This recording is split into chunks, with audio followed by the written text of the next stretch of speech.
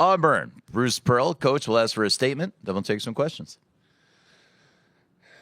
I've seen enough Florida tape to make me sick. They're really good. We are just, you're still in a state of, are we really here? Like, are we really one of the 4 teams that are playing for national championship? Obviously, the answer is yes. Sometimes it's harder to do what you're expected to do. And I suppose because we've been good all year long, this was expected. But boy, if you ever treat it that way, you're missing out on something. This is beyond special. And we recognize we're going to have to play the 2 best games of the year in order to be successful and cut down nets on Monday night. Coach, we're going to start out on the right side with the Associated Press. Bruce, Jim Vertuno with the Associated Press. First, congratulations on your award. I'd like to pivot slightly away from the actual basketball for a second. You talked about how special it is to be here. You are one of 3 Jewish coaches leading teams into the highest profile event in college sports right now. What does that mean to you at this time? And can you also speak to what you see as the impact and the importance of the Jewish Coaches Association in the past and going forward? Well, I think it speaks to the fact that we live in the greatest country in the world. I always tell my players that there are going to be obstacles to success, but not roadblocks. And I just don't want to hear it that just because of anti-Semitism or just because of racism or just because of profiling, you can't be anything you want to be. Yes, there are going to be challenges and there are going to be obstacles. So for 3 Jewish coaches and Calvin Sampson, all of us, right, to be able to get here, you work hard, you do the right things, you surround yourself with great people, and anybody can be anything in this country because we live in the greatest country in the world. There is great history and tradition in the game of basketball in the Jewish community, because all it took was just one ball and maybe a basket in the inner cities, in the ghettos, in the neighborhoods with most of American Jewry lived in this century. We played basketball, and we're pretty good at it, and there's a history there. Specifically, I'm really proud of Todd and really proud of Jon for being young Jewish coaches and, wearing their faith on their sleeves. And they both played professionally in Israel, and they're both young mensches. And it's easier. It's hard. It's easier to be an old mensch than it is a young mensch these days. I did help found the Jewish Coaches Association many years ago. In fact, one of our first meetings was in San Antonio. And the idea is simply that there weren't that many. And I wanted to give those younger guys that were in GA positions or former players or kind of getting started a little bit of hope that they could, be successful as teachers and as mentors and as ministers, in this case, in the game of basketball. And so I was very pleased to help found the Jewish Coach Association, and now to see it under Matt Elkins and Scott Garza, Jason Belzer, really doing a nice job. Reminder that the Auburn locker room is open and that the student-athlete breakouts are still going on. We're going to take our next question in the center of the room.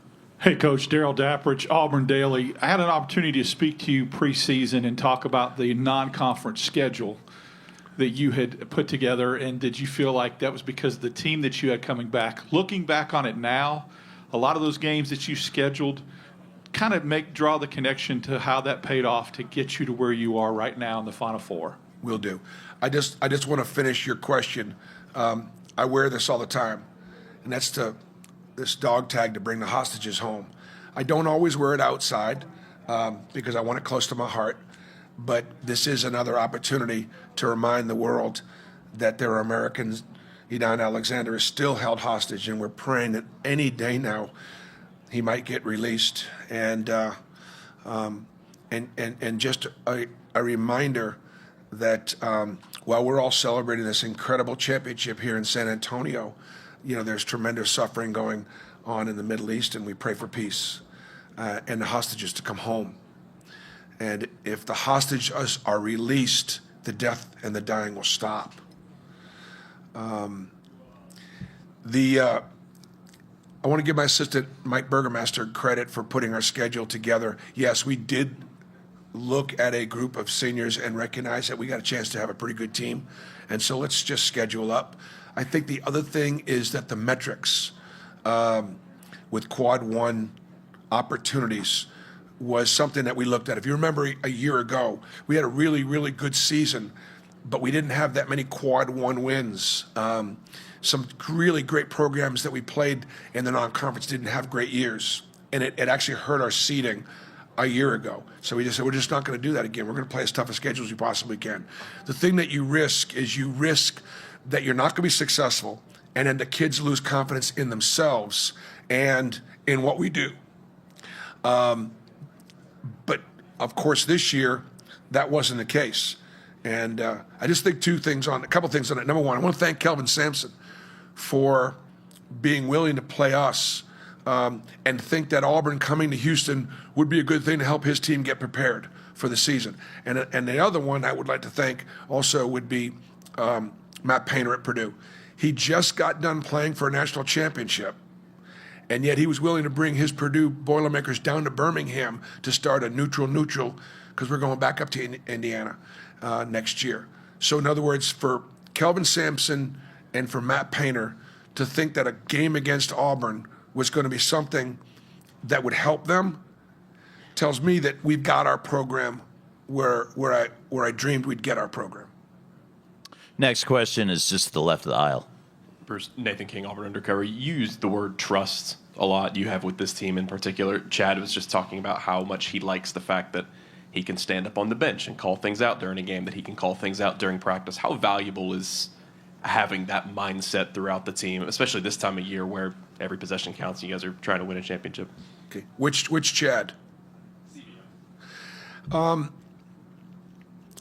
Trust is important, and if you, in coaching and in teaching, even in parenting, if you are able to earn the trust of these younger people, and particularly in athletics, they will run through a wall for you. If you break that trust, if you're not honest with them, doesn't mean you're right. It's not about being right or wrong. It's about having them trust that you have their best interests at heart, that you're going to mentor them, that you're going to teach them, that you're going to hold them accountable. And one way you also trust them is you let them be themselves. You don't try to change their personalities. Not everybody has to be molded in the same way. And if some people misunderstand that's their problem. So we do let Chad Baker-Mazzara be himself. And as a result, it has an opportunity to bring out the best in him sometimes, as a player. The other thing is, players have got to make sacrifices. If you're going to be part of a team, you've got to be accountable to the other guys on the team. You got to share the basketball. Some nights it's going to be your night, some nights not. And when it's not, you got to trust the process. You got to trust your teammates. And I can't tell you how many times all season long we would look to the guy to your right, look to the guy to the left. If it wasn't for them, we wouldn't be here, or we would not have won that game. So you begin to rely on each other, which then helps build the trust. Same area of the room, Chuck. Coach Chuck Culpepper from the Washington Post. If you could think back to what you were like as a kid in Massachusetts and what it would have meant to you, how it would have mattered to turn on the TV and see 3 Jewish head coaches in a Final Four. Well, I would have thought that it would have been Larry Brown, Hubie Brown, and if they had another brother, that Brown, right? Or not everybody knows that Guy Lewis at Houston was Jewish. It wasn't something that got a lot of attention back in the day, I don't think. And there have been others. I think as a young Jewish boy growing up in Boston, I would have been proud. But I also think back then it would have been a surprise to some of my peers that weren't Jewish. They may have been like, there's no way that would be the case, because obviously we're not athletic enough, and that's not the stereotype. But there is a stereotype about teaching. You know, Jesus was a rabbi, and what is the definition of a rabbi? It's a teacher, and so that's part of my heritage. My Hebrew name is Mordechai, and if you know the story of Purim, Mordechai, he taught his niece, Queen Esther, he poured into her that if she did not reach out to the king somehow, Haman was going to have his way, and there would have been another Holocaust and a genocide of the Jewish people. And so silence is complicity in many, many ways, for me and obviously what I stand for. And I think that's something that I'm proud of as a Jewish man. In the center of the room. Bruce, I want to ask about Denver. You get him out of this portal at FIU. He comes in as a scorer. 2 years in, he becomes one of your better perimeter defenders. To you, what has made him so good defensively? Man, I mean, Denver was a bucket getter. He was a leading scorer in Conference USA. He's still a bucket getter. But he also recognized that the level of athlete, the level of speed and quickness, I mean, 2 years ago, he couldn't even dream of guarding Walter Clayton. All right, now he's going to give it a go. And like few, he's got a shot to be able to guard him with some help. And so Denver recognized that he had to work on his lower body, he had to work on his core. He had to make it a priority. So he got in the weight room, he got in the slide boards, he got stronger. He was already blessed. He was blessed with a pretty good bucket. I always tell those guys that can sit down and get a nice big bucket. There's power in them, their legs, and Denver's developed some power there. But I think as a result of what he's done, he's made himself an incredibly valuable player. Coach Golden talked about him yesterday being one of the more underrated players in the tournament. And, Denver's going to play a lot of professional basketball in his career because he can get buckets, which he always was able to do, and now he can guard anybody. Up front to the right. Hey, Coach, Aaron Bracey from Hoops HQ. Janai talked about how he's been overlooked his whole life, obviously starting at Morehead State. What has that done for him as a player? And when you recruit, how much do you value guys who've been overlooked? And if so, why? Well, I think valuing guys that have been overlooked, and then you bring them into a place like Auburn where, here's the deal. I spoil my kids, but I will slap the rotten right out of them. I spoil my players, but I will slap the rotten right out of them. And when you get a guy that's been overlooked and you spoil him, somehow he is more appreciative. He's more grateful for the opportunity. And then he goes to work every single day trying to prove people wrong. And even all season long, when we've been ranked and we've been good and whatever, I have not allowed people to play the favorite card. We are still, of all the teams that are here, Houston has got history and tradition of winning Final Fours and being here before. And Billy Donovan won some with Florida. Now Todd's got him back, and Duke speaks for itself. This is. I don't want to say this is our one shining moment because we've had a couple, but this is rare. We are still going to play that undercard card, and we still got 2 more opportunities hopefully to prove that we're a great basketball team. Coach, back in the room on the right, CL. CL Brown with the Louisville Courier-Journal. Kind of piggybacking off of that, Bruce, and I'm going to ask you to speculate a little bit, but would Janai have been the same player if he would have started at an Auburn, if he would have started in a power conference, or did he kind of need that experience at Morehead to fuel what he has become? We certainly benefited from the experience at Morehead. There's no question. And answer to your question, because I know what kind of a competitor he is, regardless of where he started, he would have done what he's doing right now because he is a great competitor. He's got a combination of an inner confidence and a little bit of a chip on his shoulder. So I think the biggest thing is he's always been second guessed, whether it was out of high school, even in the OVC, coming to Auburn, he wasn't fast enough, quick enough, didn't jump high enough. The game wouldn't translate his lack of athleticism. They're wrong. And I think the same thing's going to be true when it comes to the NBA. There'll be a lot of clubs that won't draft him because he's just not the prototypical jumper. I know a lot of great jumpers that are bad athletes. Janai Broome is a great athlete that doesn't jump very high. To the left of the aisle, in the back of the room. To your right, gentleman with the green polo. Bruce, Brian Stolz, Auburn Rivals. I spoke with your former manager, Michael Poe, last night. Can you quickly tell about that friendship and that relationship you have with him during your time at Milwaukee? Yeah, Michael was working in the cafeteria at UW Milwaukee, bussing tables, and he was working in a job because he had some challenges, and I remember when I would walk into the cafeteria, you know, Michael's personality just boom, it just exploded. And I can remember so many times that the manager of the cafeteria would get upset with Michael because his job wasn't to have big personality and to meet and greet and to make everybody else's day and make everybody feel welcome and serve. His job was to clean up tables. And so he was in the wrong job. So as a coach, my job is to put my players in positions to be successful. I said, this is not his strength. And so I met his family, I met his parents, and I said, don't get me wrong, your son is incredibly talented. I want him to come over to the athletic department, over to the Klachi Center, and I want him to help be like our team manager and help our equipment guy and help our weight room guy and be a greeter and help us in recruiting. And I don't know, 2005, I guess 20 years later, he's still at UW Milwaukee, and he's way more famous than me. Like, they'll never name anything for me at UWM. He's been there 20 years. They should name the court after him. Michael Paul, one of my managers.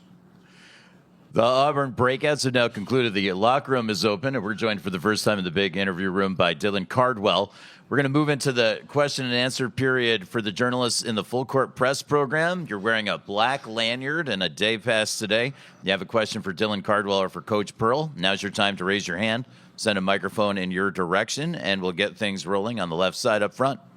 Coach, Brian McQuillan, Full Court Press. Todd Pettiford's come off the bench throughout the tournament, scoring double digits in each game. Can you just talk about how he's embraced that role and how he impresses you as a freshman, how he continues to just make the mark the second he steps on the court? Yep.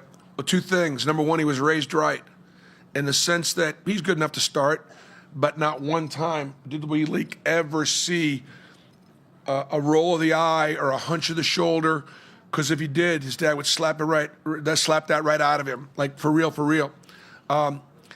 In the sense that it's our job as coaches to try to place the players where we feel like we have a chance to be successful. And so he respected the coaching and the decisions that were being made. At the same time, he respected the guys that were starting. He respected Denver and Chad and Miles Kelly and the guys that were starting ahead of him as seniors and guys. At the same time now, he would not be very happy if he wasn't finishing games. And he's been a phenomenal finisher, especially, for a freshman. We put him in huge pressure situations, put the ball in his hands, and trust that he can make a play. And so he's been a joy to coach. He wants to get better. I think being 5'11" and being the underdog and having a little bit of a chip on his shoulder, even though he's from Jersey and he's got that inner confidence, he still goes out every day to try to prove people that maybe he was ranked a little higher than 25th or 30th best high school player in the country. There aren't 20 high school kids playing college basketball right now better than Todd Pettiford. There probably aren't even 5 high school players, 5 better freshmen in the country. Dylan and Coach, we're in that same area of the room up front on the left. Coach Terrell Thompson, Full Court Press. What things have you seen from your team, growth-wise, from the previous matchup against Florida that can lead to a victory tomorrow night? Well, I don't know if at that point of the season, for some reason, we had a little bit of fatigue. Florida came in and played great, and they're playing better now. And prior to the Florida game and since, I've been saying that I think they've been the best team in college basketball. That's not a knock on my team. It's not a knock on Houston or Duke.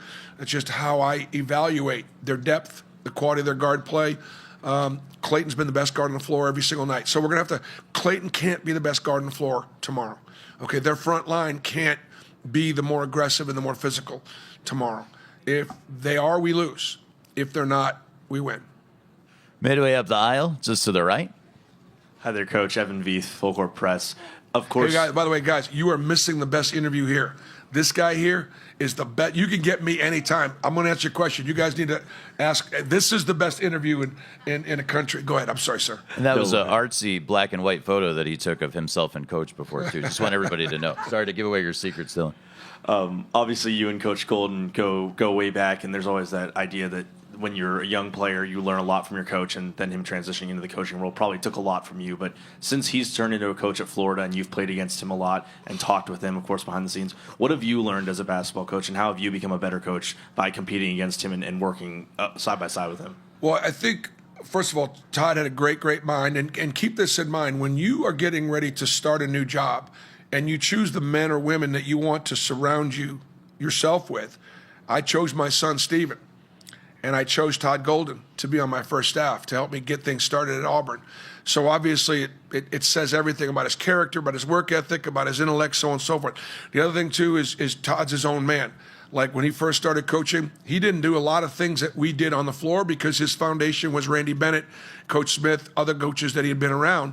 But I'm sure he took notice of how we either built a staff or how we treated the players or how we got people to play hard, obviously how we worked. What I've learned from Todd is to pay attention to the analytics, to pay attention to what the numbers said. And Mike Burgermeister, who's my offensive coordinator, Stephen Pearl's my defensive coordinator, pay very close attention to the analytics, and I'm sure they share that with something they got from working with Todd.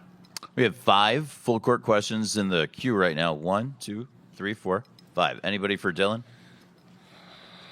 Let's come up front. Front right microphone, Aaron. Hi, Dylan. After you fouled out in the Alabama game, you went straight to the bench and prayed. Coach Pearl has been very vocal about his Jewish faith. I'd love to know what role does faith play, even when practiced differently, into the success of this Auburn team? Yeah, first and foremost, all glory to my Lord and Savior Jesus Christ. Though Christian Judaism, might have our differences, we believe in the same God. And it's just been great to see and encouraging to see that I am under a coach who just is so vocal about his own faith, but allows us to pursue our own, and he encourages us to be vocal about it. The role faith plays on this team is the biggest role possible. We wouldn't be here without it. It's a huge catalyst for us. Look at all the games we've been in. We've been in 10 or 10 to 11, one possession games, and we've only lost one of them. And I guess it was the Alabama game at home, which kind of sucked to go through. But it's just encouraging to see. Like I said, we've been where we're at. But we wouldn't be as humble as we are. We wouldn't be as connected as we are without faith. And I'll give you an example. Continue to talk about Bruce Pearl. He encouraged us to have these breakfasts, but also he encouraged us to have Bible study. I've never seen a coach like him to encourage these things. Without these Bible studies, we wouldn't be able to connect with each other in a deeper level outside of basketball. And the word of our year has been sacrifice. And you don't know sacrifice if you don't know Jesus Christ. He's the one who died for all of our sins. And that's kind of been the reason that we've had this level of urgency lately, is because we understand that our sacrifice, on the other side of our sacrifice, is the potential to play for a national championship and win a national championship, not just for our own glory, not just for the glory of ourselves, but for the glory of our Lord and Savior Jesus Christ. But I also win a national championship for this university and also for Bruce Pearl. I've been here for 5 years, and he has showed me the ropes to be a great Auburn man. And every time I'm praying, I'm always praying for a national championship to win it for Bruce Pearl, because he earned it and he has deserved it. And so I'm grateful to be on the stage. I'm grateful to play for and serve a coach like Bruce Pearl, and I'm grateful that God has led me to Auburn. That's why I've stayed here for 5 years, because I love God, I love Auburn, and not most importantly, but importantly, I do love Bruce Pearl. Second row, center. Hi, Coach. Patrick Walsh, Full Court Press. You've been here before. Kind of take me through what you learned from 2019's experience, and what's one major lesson that you can apply to this year to get you over the hump? Well, that I like being in the warm weather of San Antonio versus the freezing cold of Minneapolis. So that's one thing I've learned. The incredible number of obligations prior to the game with the media and things like that. One of the things that we went through yesterday in practice was we had put in a couple of looks that we hadn't run for a while. And it was amazing how everybody forgot them yesterday. And the reason is they got a lot going on. Like their minds are going, the social media is going, you know, the obligations that we have, the gifts, you know, we got a game and we got to lock in and focus. And having been there before, it was so good to go through a few things yesterday and watch them forget everything. And I went, oh my gosh, you know, it was good. Because now I think today they're going to be more locked in and, you know, just be ready to try to play this basketball game. We recognize that we got to have some special tomorrow. We talk about that a lot. We got to have some special tomorrow if you're gonna win, especially with the field right now is. These are the best 4 teams in college basketball. I don't care who your 5th team is. I don't care. They don't belong here. These 4 teams have earned it all year long. It's not a knock on anybody else, but it's a compliment to all these teams, all these coaches, all these programs. 2 questions up front on the right side. Hi, guys. Ryan Hopper, Full Court Press. This could be for either one of y'all. With the nature of the NCAA tournament, single elimination, you know, you've been here, Dylan, for 5 years. Coach, you've been here 11 years.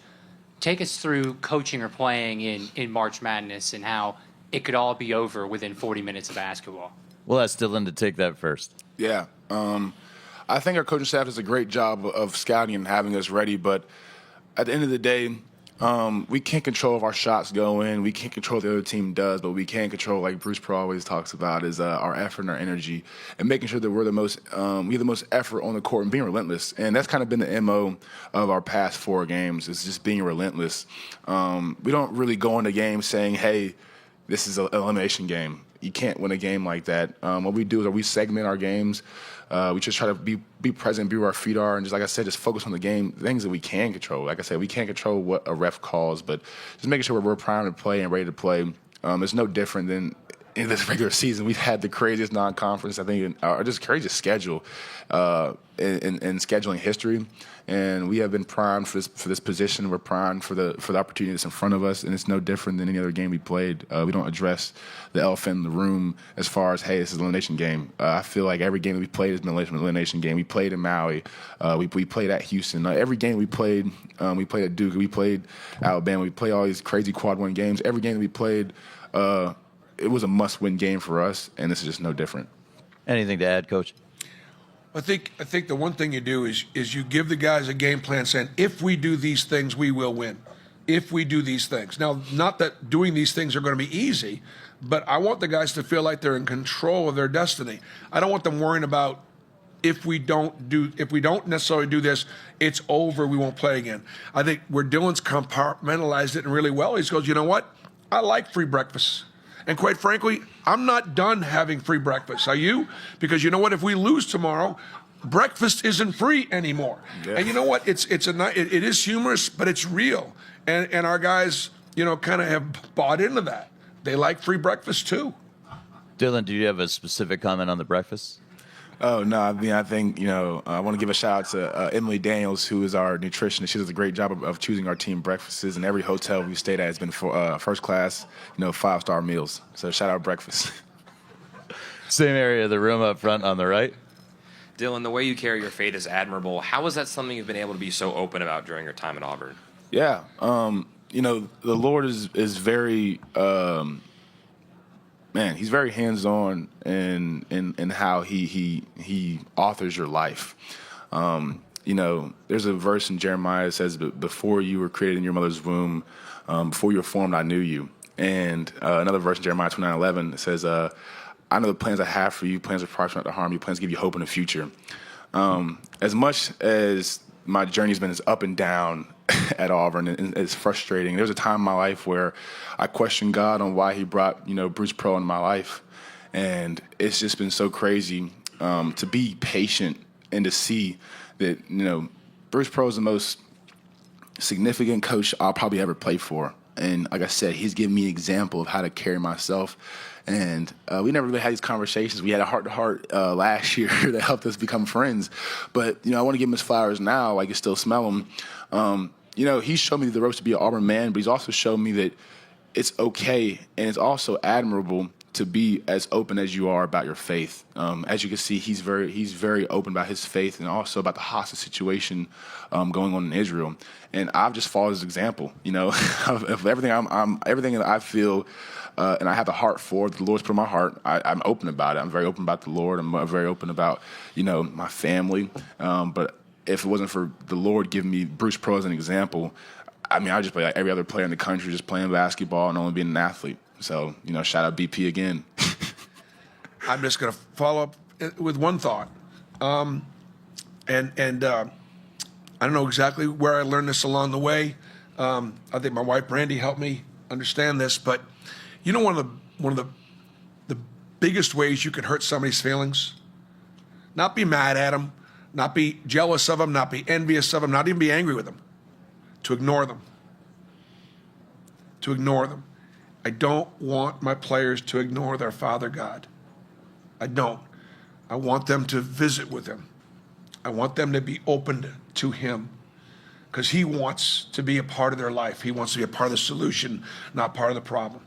And I remember growing up Jewish, and there were a lot of things that we would do in prayer that were, holy. The Bima was holy. The Torah scrolls were placed in a very holy place. We would put a prayer shawl on. We'd cover our head. And it wasn't the Holy of Holies, but it was very significant. And so I grew up kind of thinking, man, God's awfully busy. I just think I don't want to bother him. And then Brandy had said to me, she said, let me ask you a question. She said, if there was something that your father could do for you, but you didn't want to ask him because you thought he was too busy. And I'm talking about my dad. Don't you think that would really upset? Why didn't you come to me? Why didn't you ask me? And that's what the Lord is. He just wants you to come to him. He wants you to ask him. He wants you to visit with him. And that's what I've tried to, instill in the players.